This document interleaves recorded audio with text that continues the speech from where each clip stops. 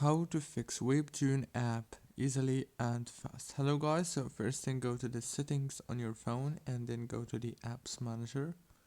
When you open the apps manager, on this page you're gonna find all the apps that you have in your mobile phone. So what you wanna do after that is just scroll until you find the Webtoon right here. Scroll until you find it and click on it. It will take you right here into the app information page. Or what you want to do here now is very simple. Just click on force stop to stop the app, and after that click on notifications management.